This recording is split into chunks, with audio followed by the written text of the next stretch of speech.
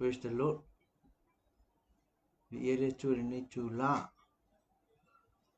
Tato po kalame ni li sual fa malolonga fa po poina ne ia fiafi fa au tato fa penan tato fa soa ia fiong pa ia le tua ma tau tala ai fo ia fionga le tua ma tau tia ma sisi le ese o le tua ia sual fa malolonga fa malolo mai fa malolo le tino fa malolo le mafau fa malolonga fo ile nganga me o le atua o le Yehova Rafa o le atua whamalolo.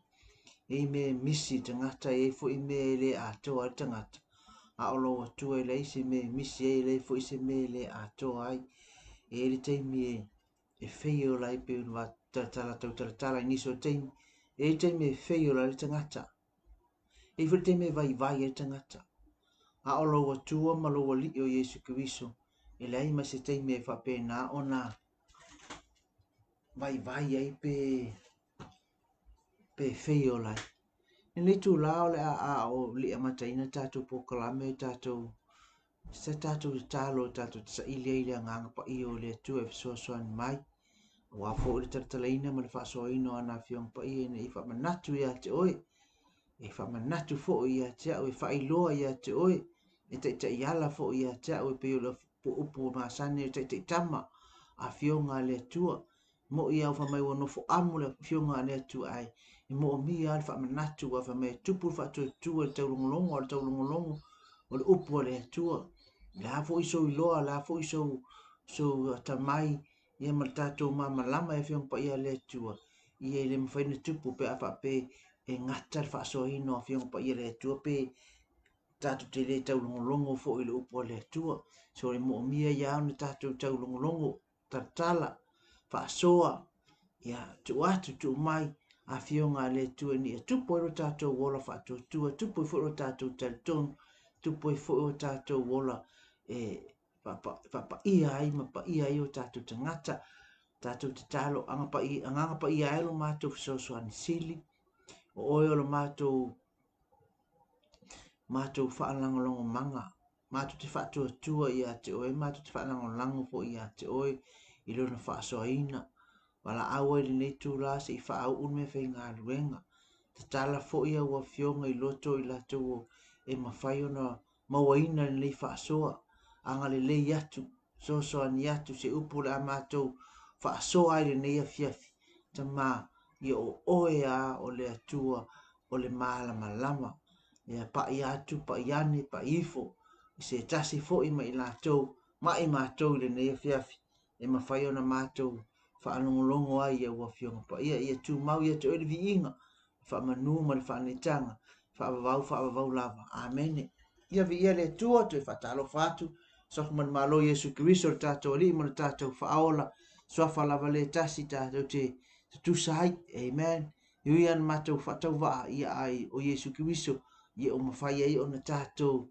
fa so ai mata ma mafai ona abato ai se upu e tau mo i fa feiloa ia tuai i tau sunga mai la tau uma fa pena ona ta long mai le nei tu la fa talo fatu lo sunga i le fa tono le Global Kingdom TV lo sunga Mike Peretta ma fretu ma no fo yalo ia le ngata fo le o woma o me mai o pa anga fo ia le Global Kingdom mai la tau lo fa pena nga lu i fa so ino afiong pa ia le tua ia ma pokalame fo i faatino i le taimi vi ia le tua malo ngā lulue le tau mate o manuia ma o tātou manuia ona o le whaasavalinga ma le whaata mo eino ngā lue ngā le tua e ala i lungo o upenga ta whailangi whatalo fo i se tasi o whapena ona whai mapaanga i whanongolongo i le aso ma le aso i a fionga le tua ia whai lava oi ma whaamanianga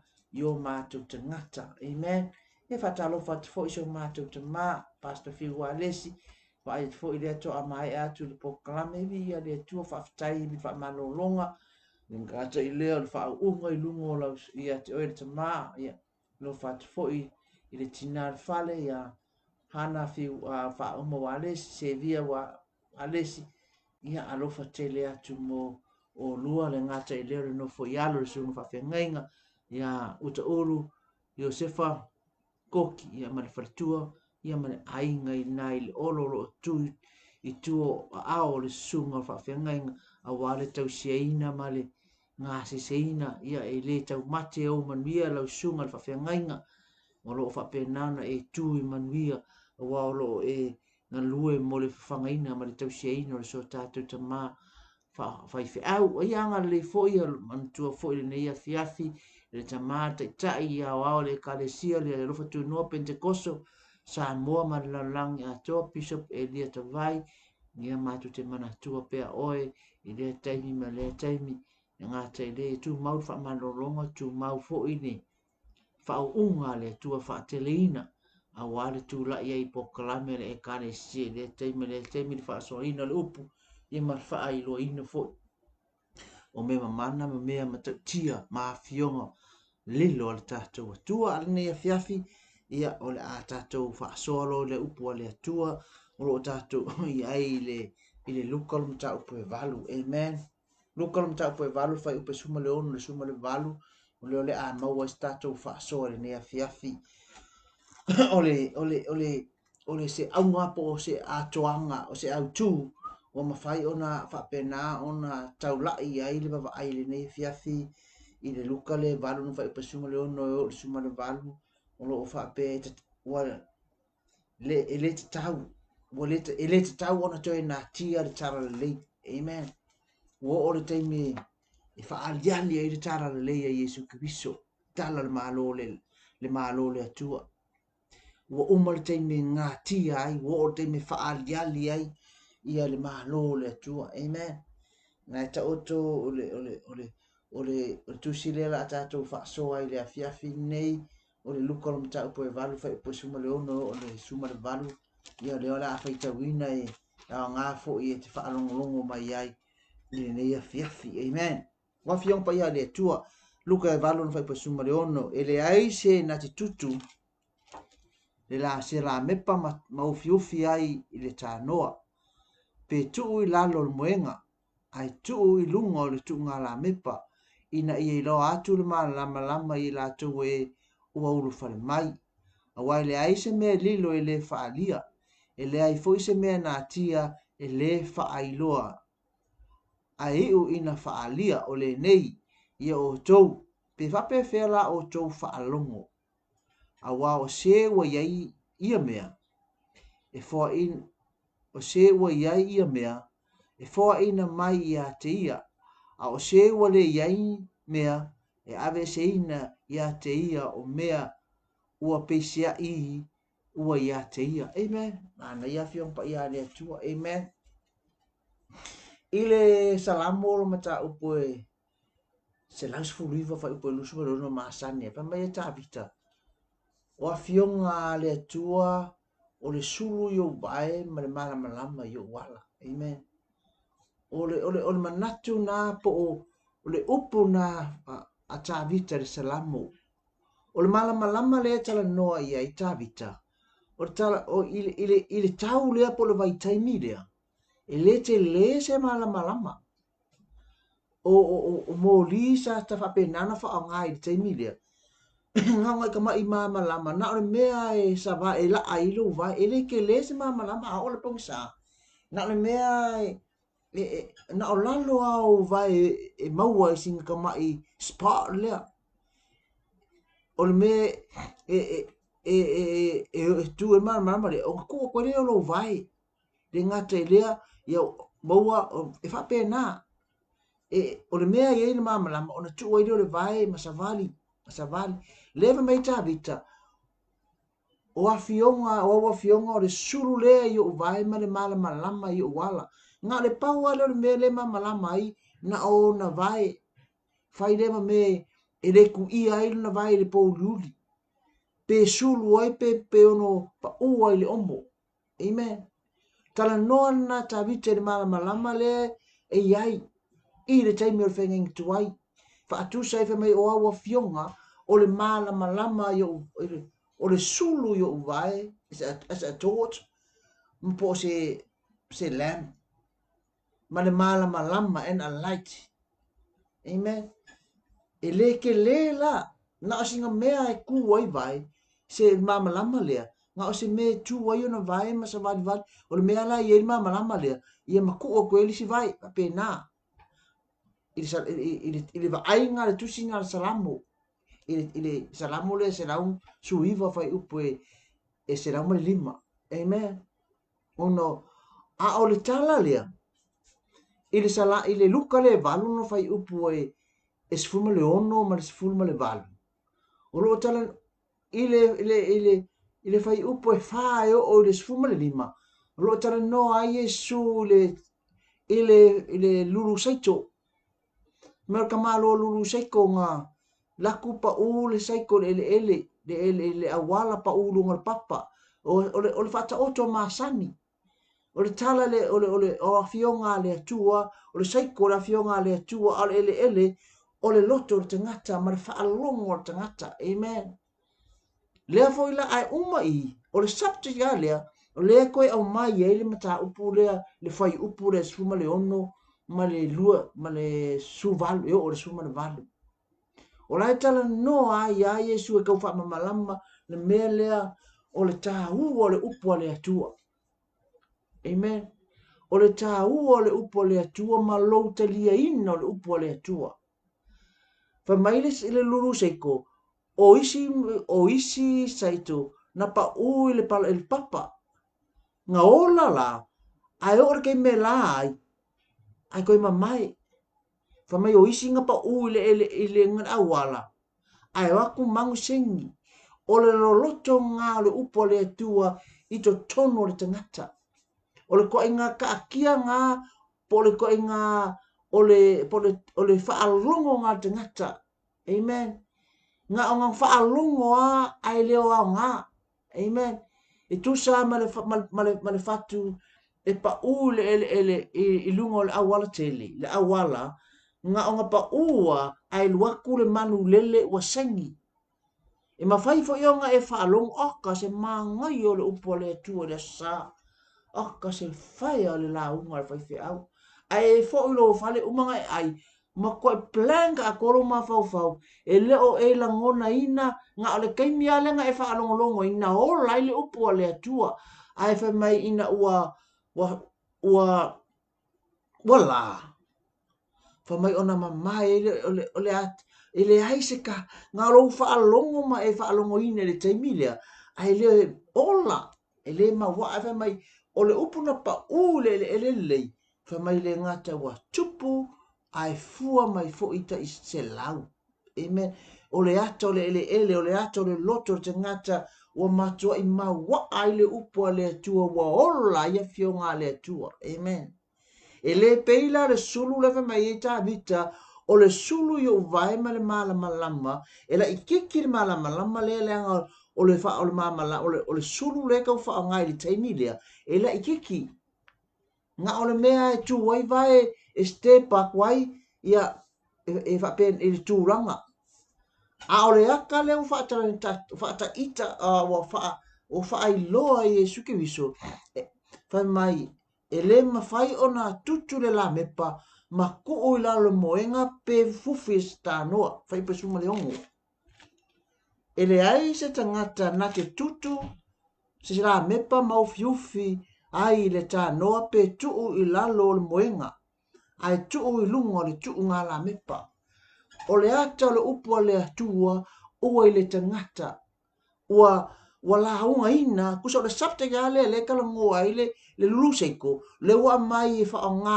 ai le la mepa o le la mepa le malama the light le fa mai Yesu ke viso mai Yesu ke viso ele yane ele ngai e fa mai o nei o le malama o le langi amen. I am the light of the world. Ai nga fai mai fo Yesu le mata yo o tau o le malama lama o le lalo langi. Ai se a ngai tala no ai fa mai i le masima. Ama ngalo le masima i le so nao nga ai fa mai lula ia o tau o le malama lama o le lalo langi o tau. O la wa amaka nga lau kele le malama lama. O le tala i le fai ngai ngatu ai o lai titi le malama o le tau faa pula ina ngā wa fionga le atua i le whengingi tuai. A le taimi le whengingi fau, le ua fio ma Yesu ke viso o ia o le malama o le lalo langi. So e le koe mawhai la o ngā koe ngā o le skepu a ua whai mai a kuku o ngā faa malama ina le o le whale longo winga ua kako iai le lau tele o le tala le leia le atua. Me ngā le kau mori a koe ua o le kei mua kakau wai ona le toi ngā tia le tala le leia le tātou atua. Amen. Ne whai mai le kala mai e le mawhai ona tutu se la mepa ma kuu lalo moenga pe whapu lau se ka ngoa e le au ngā. Amen. O le aka o lalo le moenga po o whapu lau o le aka o koe ngā te ngata ngai ei oe. Amen. Ole mau ole upo le atua po lo kako fa alongo ya fionga le atua ala kako ke pala ai ele mafayon kako shininga ele mafayon kako fa amala maina. Amen. Le kako ngofo ya makako hiding ngale malama le ko kongu ya ki kako. Amen. O isi mea le kako ka fia le malama le o ngala le kako ke ngofo le ngasala. Amen. Ele mafai ke fefe ye fa ai lo le malama lea. Alfa mai Yesu ke viso o a nei o le malama la lang. Fa mai ka mai e sava vali mai ke mai le ko sava vali la tole poliuli. Ai sava vali la tole malama. I am the light of the world. Kalanga Yesu ke viso mai o le kai me ke sawa ya Yesu ke le mai e te le to sava vali le poliuli. A ua e sava vali le malama. Amen. Pa mai lo la ia e le kakau o ngā kukura la mepa. Ma ku'u i lalo, o le moenga pe ku'u i la pe whapulou se ka ngoa. O le aka ngā o kako te ngata e mawhai on kako whaalongo o kako loa le upo le atua alai kako whiwhewe. Lai kako le mawhai on tātou tau te tala. Fia. Papole. Amen. Le ngata i leo le kau fufia. O le kau fufia kako wami o le anga mo kako le anga ma kako wangasala. Amen. Ai fai mai, a kukure la me pa, wang kuafu, ele ai ma se winga e se la me pa. Ai fa pulo pe nga, le ale winga. Le anga o le purpose ai o le lamp, o le fa mala maina o se mea. O aso la aka ku ngofu, i aso la i le moli tu, a i moli ku, e ku le moli le o ngā kongu ai li o e ka meke fai ei mea onga. Ia sau le moli makangi, le moli matangi po le moli ku, sau le moli pengisingi, e pei o le moli, pei a maua se moli pengisingi la aso, e pei a le wola le pawa le tau a inga, amen.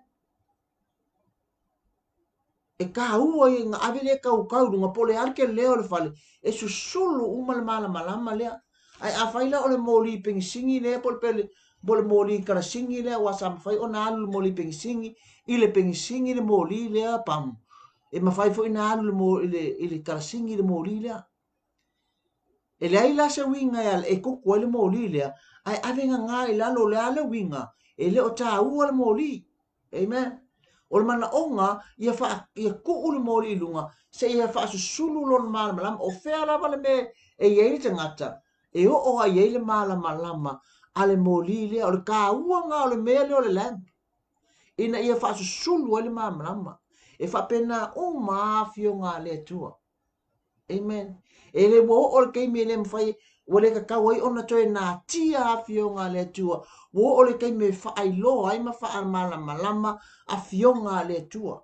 A e kele o tātou, wakako kango ngā pe kangu maile la fio ngā le tua. O ngā langa le kako ke ola, i le ola le paia. Ola le fa paia ina. Pe le po se si upu ka kokolo o tatu no nofo le anga sala. Amen. A fe mai. A kokolo la mepa ona avele ku uilunga le tuunga la mepa. Amen. O le aka la fiongo, o le aka le tuunga la mepa, o le aka o oe ma le aka o au.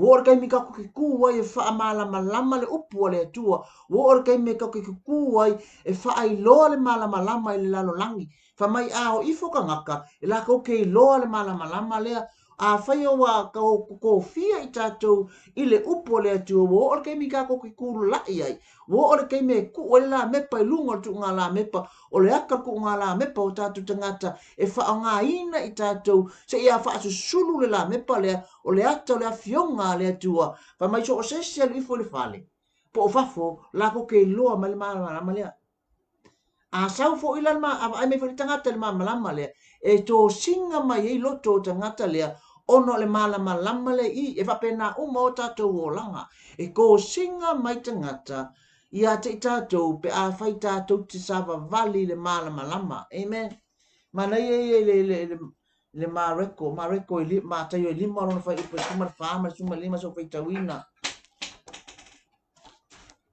fa mai le matai o fa mai le matai o i lima lona fai upe suma le fa ma le suma lima suma le ono o tou o le malama o le larangi o tou e le mafai ona lilo se ai ua tu i lunga o le maunga amen fa mai le matai o le lima lona fai le launga Yesu i lunga o le maunga fa mai o e ma o le malama o le lalo langi ai se o kako a mionga o kako o tatou o kako winga o kako upu ma kako me kako fa sa vali ai o me ka kau o nga malama i le se me pongi sa amen e ku ula la me mai o nga fa mai lona ia o tou o le malama o le lalo langi o tou e le mafaya o na lilo le ai e tu lunga o le maunga a ku se ai lunga le maunga pe ku se city lunga se maunga o mea ye ke whaingo fienga e loa ai le ai lea ai lako ngei kaulanga a eva ai lunga le maunga o vai e whaingo fia ana e loa inga whare ke kele lai lunga le maunga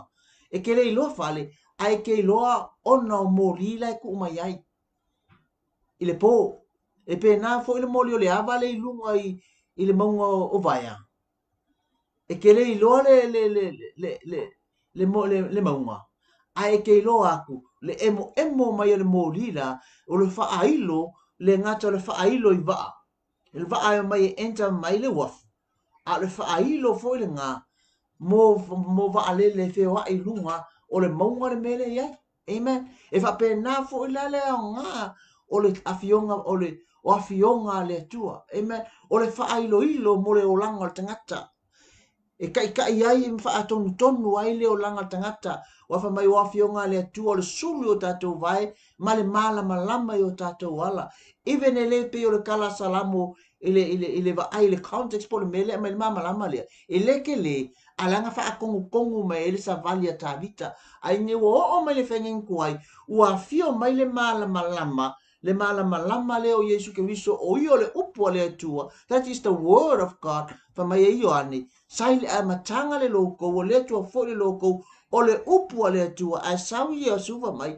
I am the light of the world that word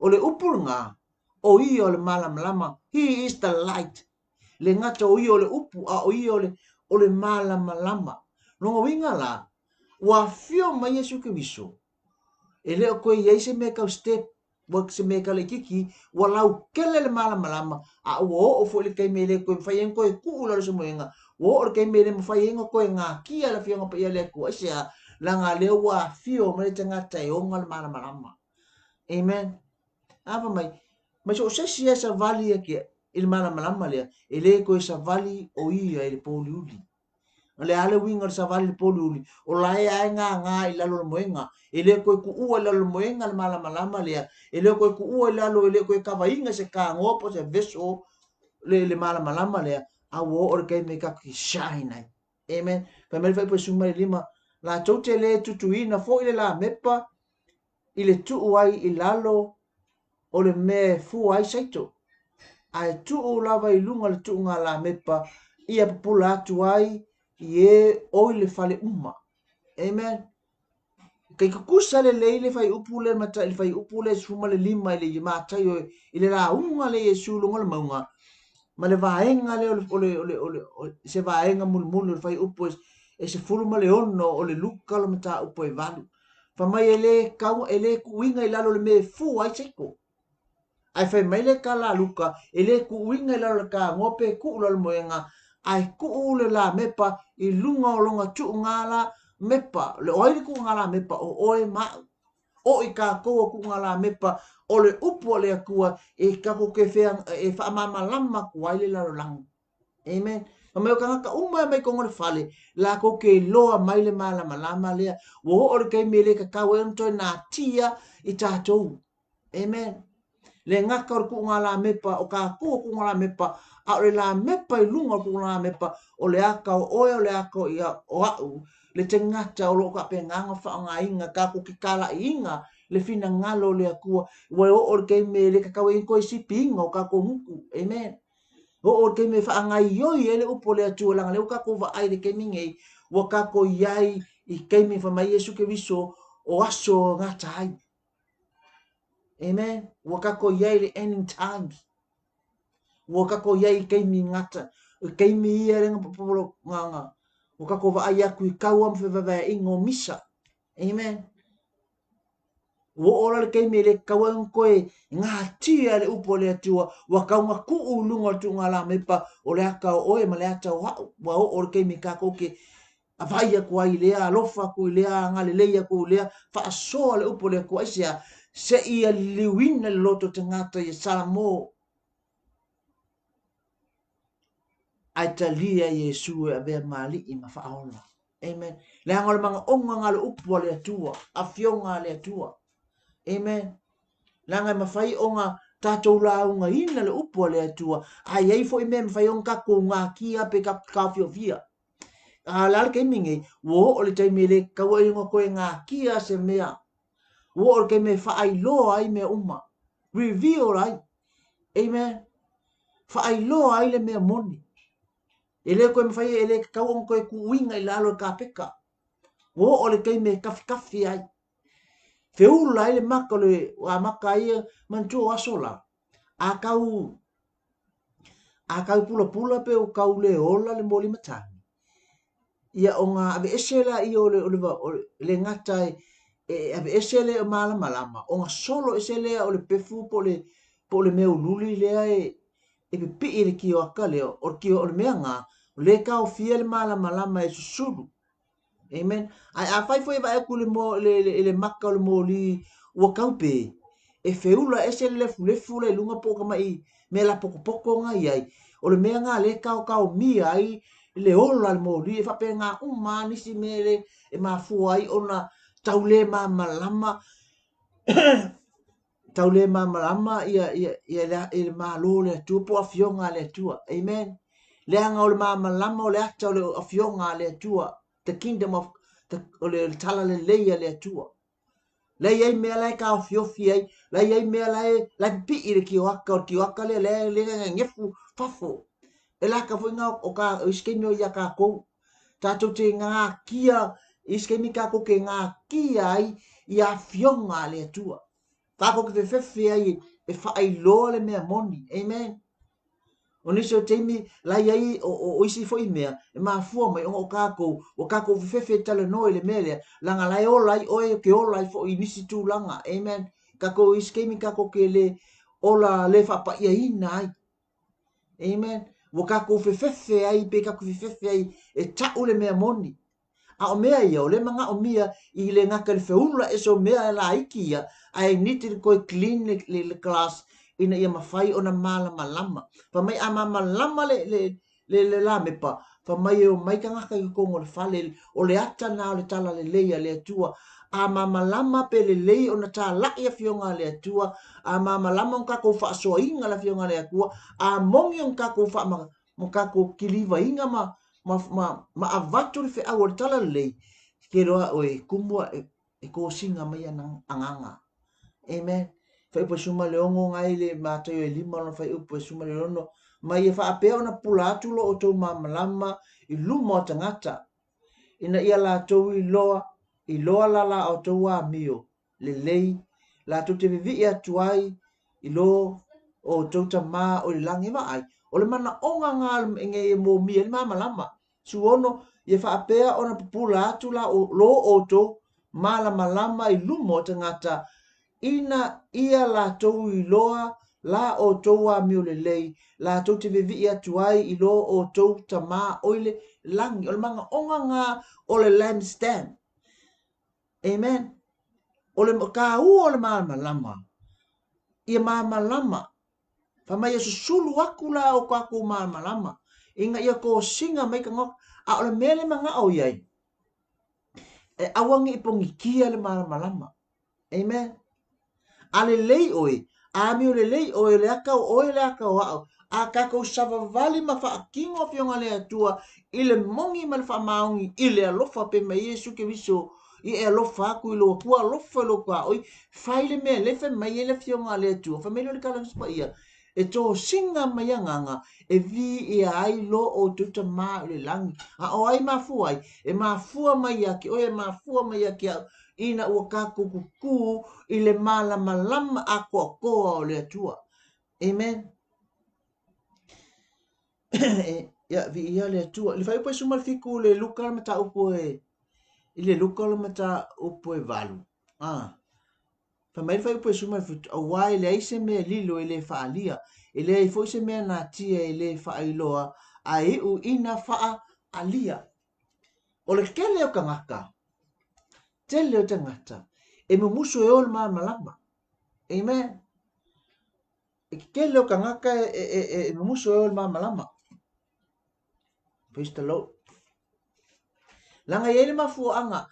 E yele mafuanga e lenga mumuso kangaka e ol malama. Ile yange lo pa ile ane tolu pa luas fumo. Pamai o ila ko uma we fai mi ole anga ina la tolu malama. Ele o mai fo ila tolu malama. Ne I lo a la tolu a mio. Amen. O le mea ngā le mumuso le tangata mi o le anga e sauko kongo le malama. Nge I lo a ia la ko wa mio. So tangata anga sala, so tangata mi o le anga, e le mawhai onga, e le fia sauko kongo le malama. Amen. Langa a sau le malama, e whaai loa ai, e loa ai long kangaka, malama e loa ai long tangata. Amen. Mea ngā lefa mea whai upe suma le fiku ngā le luka e valu.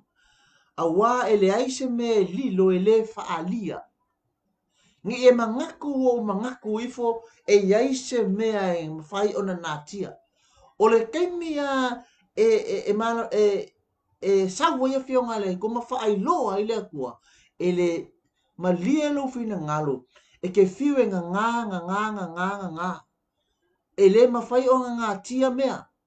I luma o lo atua. A fio mai le malama sili o le malama o le atua e le aise mea e pongsa I luma I fonga o le atua. O e malama I luma o le atua e le aise mea pongsa. Mea ngai leng fa mertala tuspa ia e le aise mea e lilo e le faa alia.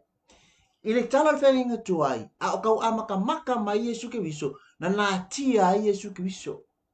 Sa kau le iloa nga o perfetanga nga au mai e le kenese e soto fa solo mai e se ia o I le malaki na o perfetanga ma ata o Yesu Kristo na o ata e le iloa la nga kia a ina wa o mai le fenginga fo wa le mafai ona toi na tia le afionga le tua wa le mafai ona koe nga kia lo tato wa li o Yesu Kristo o ia e ana le tala le lei po the gospel of the kingdom of God po o le tala le lei o le malo le atua le anga lewa sau le malama o ia lea e ana le kala le lei. Lea sa kau ngā kia mai I le whainginga tuai a ina wa o mai le whainginga fōu le wha mai o ane sai le amatanga le loko o le atua fōu le loko a sau i o ane I lana I le mai o au nei o le malama o le lalolangi e le ai se sau ia te au e koe savali le pōluli a ua savali o ia I le lama. Amen. Vi ia le tua ngai ka oko le ane valu fai pasuma le lua. Ai ba ai ngai lai ai. Fa mai le ai se mea awa le ai se mea lilo e le faa alia. Pe ngā fo ia.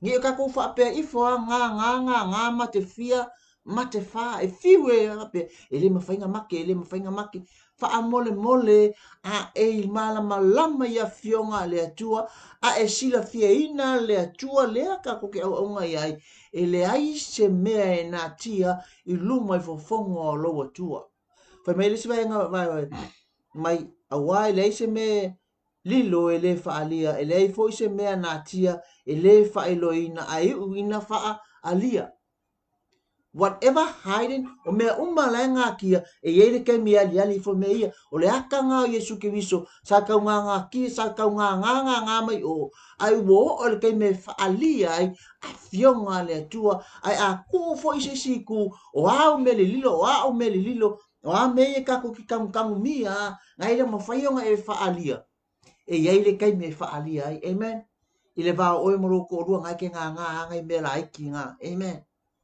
ngai ake hani amen tia baby ai ese au mea lai fai amen ai ele ke me fa ali ai me ia lango a fai o ol tangata o le ua fai ma ku ngala mepa o fai ma tu ngala mepa po le fai ma lampstand ale kua i e malama e ke lelo purpose e ke lelo taua leango lampstand e ku o ai lunga le a fionga le ku alonga winga e le mafai o nga ku o lalo e ka nga ku lunga i o le ata o e makako ua whaanga ina e le atua le ale whaanga ina se ia wha susulu ai le upo le atua se i wha susulu ai a fionga le atua e mo o mia ai a wha susulu le malama le pa mai e ko singa me te ngata au so se kangaka e paspai so se kangaka e kolosia pe pasia le fale lea ai ku la mepa i lunga tunga la mepa la ko ke iloa le fale lea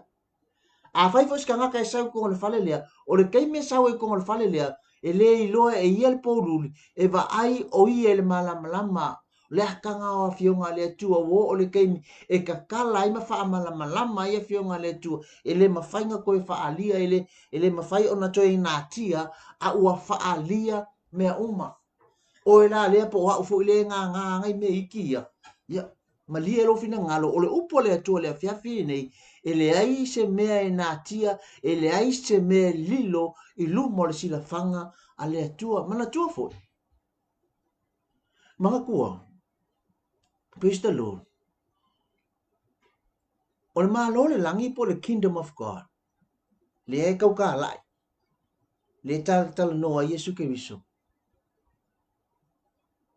e le se la e le se masina amen e le aise me e le aise moli a le tala al faalinga mai ona fo fonga foi e ma o le malama e malama ai le langi po le malo le atua o fo fonga o le atua e malama me la nga e fai mai e le aise me na tia e le ai foi se me lilo ile sila fanga le atua fa me o le langi e le aise me kau shadow e le ia ma se me kau paolo po se me se akaka longo wingo o itu uma e ke le mau ai se melea o ngai ka o pito uma e sau ai le malama o le atua o ka ko a fa pe o so i fole lai mai ko a o so i fole la e la fo ia o tato wata i tua ai a oso mai kua le la e la fo ia o tato wata i luma a o luma o le atua e le ai se me la fo ia i so wata lo ala winga e le ai se vaenga o lo so i fua ma lo ola e nā tia i le sila fanga le atua ma natu fo ila manga kua fo ila o ka o le sila fanga le atua e le ngata o fafo a o ko kongu fo e aki ai le sila fanga le atua amen ia vi ia le tu le nea fiafi vai punga sfuma le fitu vai pasuma le valu ngo mo fo ka ko kemi o le nei ia o tou pe fa pe fela o tou fa alongo a wa o se wa ia mea e fo ina tu ia te a o se fo o le ai ni mea e ave se ina ia te ia a o mea wo fa pe se ai o ia te ia pe se i o ia te ia amen e lua le la wa mai il fa pasuma le valu o lola o ka mafai ai loa ia Yesu le tāua mo le whaalongo o le whaalongo o le tangata poto o le whaalongo makalia mo skai ai whaalongo i la fionga kei me wholofola i le upo le atua, ma e whaalongo i le whaalatanga le atua, ma whaamalama ina lo ma whau usika i ai. A e karia inga la, whamaile o la ia, e whaakele inga mea ia ki oi. Ai a whai e ke whaalongo ai ke le kalia inga, ai whaalongo fo ia ai musu ai pe reject le upo le atua, whamai, e le aisau me maua e ave seina. Ai ai fo ila marka ngaka langa e tolu ko ngaka ngaka ia tala noa mai ai. O le tangata e peisa i o ai ai. Ai le se mea. Amen. Kele ngā ke usiano lo kako iai le vai tau nei. Pei ar ka ngaka makua i whaea ai makua i ngao ngau i e le aise mea o iai. A tala noa, a siva, a pese, a vivi i lumo tangata e kua i mongia. A whai mai whai upu ngā si koe whai. A o se ua le iai se mea, e ave se ina ia te ia. O mea ua peise i ua ia te ia. Ka o ni mea vanga pe o lai ai. Ai makua ua le ai ama se mea. Amen. Tele na orka Cristiano lo wele vai teimi nei. Amen. Ua le ilopo le arko i ngā olanga. Na kala whaalinga whamai, ua le vevela. Ua le malulu, o whamai a whai ke malulu, mako i malulu, a whai ke vevela, mako e vevela. Ale ale meno e, o kako wha leo ngā lua. Kele ngā tātou. Ai e mana tua pe tala tu spa ia whamai, e le ai se mea lilo e le wha alia, e le foi se mea nā tia e le wha alia linga. No ainga, o le ale o langa te ngata, o le a fionga le atua, ma le tungu musu o le upo le atua, le a fiafine, e o le keimi e wha alia ai, a fionga le atua.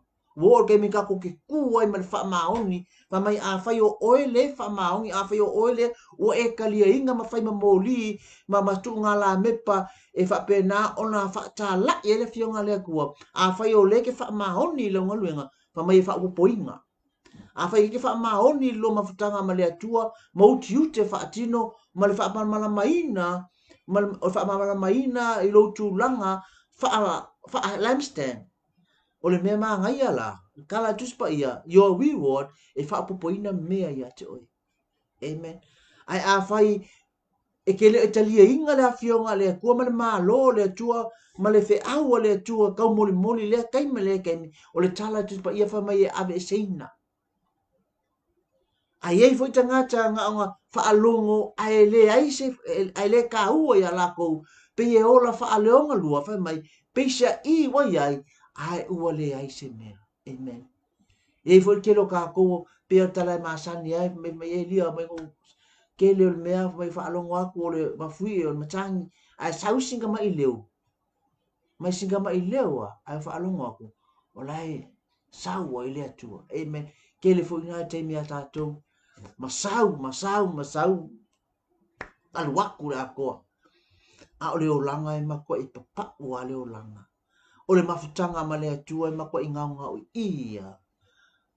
Peisa i wai ai. Ai le ai. Amen. Te alofa. Amen. Vi ia le atua tātou whaasoa le afia whine. Amen. O Yesu o le whaamalolonga le ngonga ka kupukalame. O ani mea lo whape nā ona tātou mia ele malama lea o iate oi. O le kei me koe e mifo a Yesu se ia koe whaamalolo ina. Se ia koe se ia toi whaamalama ina. Ina ia mawhai ona whaamalama ina fionga le atua. Ma ia whai tātou matunga la mepa e kuua ile la mepa o a fionga le atua. Ina ia mawhai ona sului ai i la tau le ngata o ta tangata i tono le fale po i tono le kalesia. A o nganga fo i o le fia na na o mai pe la na nau mai i le mahalo le atua. Ia whamanu atu le atua le nefia fionga le la pe le maa. Anga le lea tu ile tu fikau ya mal temi uma foi fa manuia tu le tu ya tu ile ne fiafi ya le upo le tu mal fa so ina le upo le tu ta ya le tu la ono ya pa penan fa o ta tu po klame o Yesu fa malolonga il ne va yaso ya nga le tu le tu pa ya tu le ngango le tu fa manuia tu foi le tu ile fa long mai ne fiafi ya tu ma love tu ile vi inga fa manu mal fa ne tanga o ile tu manos o ile tu tia o le tu o fofongia o i mātou lava o le tūnga la mepa o aua fionga pa ia ina i mawhai o na wha malama ina i le lalolangi i vi ia o Iesu wha mangalo lo mātou le atua o i mātou lava tangata sala ono Iesu. Amen and amen. To God be the glory forever and ever. Amen. Amen.